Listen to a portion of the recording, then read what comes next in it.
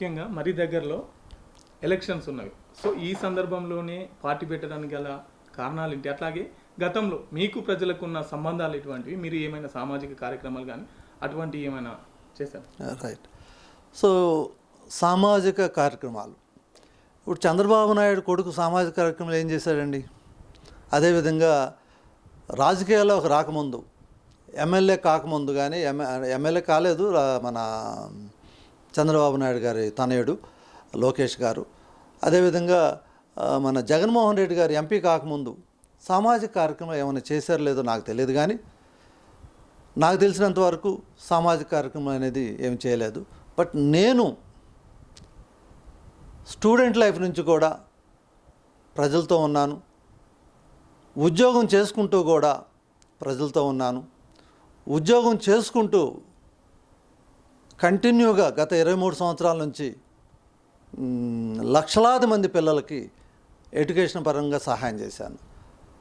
ఈ యొక్క స్నేహ క్లబ్ అనేది ఒకటి ఏర్పాటు చేయడం జరిగింది. స్నేహ క్లబ్ ఆధ్వర్యంలో ఆల్మోస్ట్ 17 లక్షల మంది పిల్లలకు విద్యా వైద్యంలో కోచింగ్స్ ఇప్పించడం కానీ, బుక్స్ ఇప్పించడం కానీ, లేకపోతే ట్రైనింగ్ ఇప్పించడం కానీ, లేకపోతే ఫిట్టరు, డ్రైవర్ ఇలాంటి ట్రైనింగ్లు ఇచ్చేయటం కానీ, ఇలాంటివి 17 లక్షల మంది పిల్లలకు ఇతోధికంగా సహాయం చేయడం జరిగింది.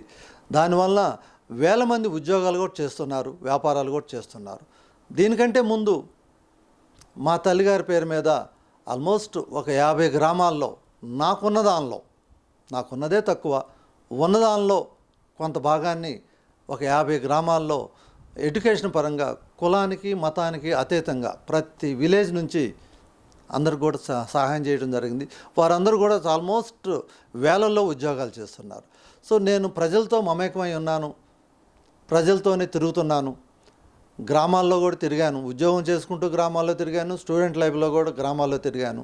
సో అందువల్ల పాదయాత్ర చేసే గత 42 సంవత్సరాల నుంచి పాదయాత్ర చేస్తున్నాను, విలేజ్ల్లో తిరుగుతున్నాను, స్లమ్లో తిరుగుతున్నాను, అన్ని చోట్ల తిరుగుతూనే ఉన్నాను. నా ఉద్యోగ ధర్మాన్ని నెరవేర్చుకుంటూ, లేకపోతే నేను స్టూడెంట్గా ఉన్నప్పుడు స్టూడెంట్గా చదువుకుంటూ కూడా ఈ యొక్క కార్యక్రమాల నుంచి చేస్తూ ప్రతి ఒక్క విషయాన్ని కూడా గమనిస్తూ వచ్చి, ఇక ఈ ప్రభుత్వాలతో ఈ పార్టీలతో ఇది జరగదు. నేను కోరుకున్నది ప్రతి ఒక్క కుటుంబం లక్షలాధికారి కావటమే. ప్రతి కుటుంబం లక్షలాధికారి అయితే అప్పుడు రాష్ట్రం అభివృద్ధి చెందిద్ది, దేశం కూడా బాగుంటుంది. ఇక ఇది కాదు అనే ఉద్దేశంతో, వీళ్ళు చేయలేరు అనే ఉద్దేశంతో రాజకీయాల్లోకి రావడం జరిగింది. Okay sir.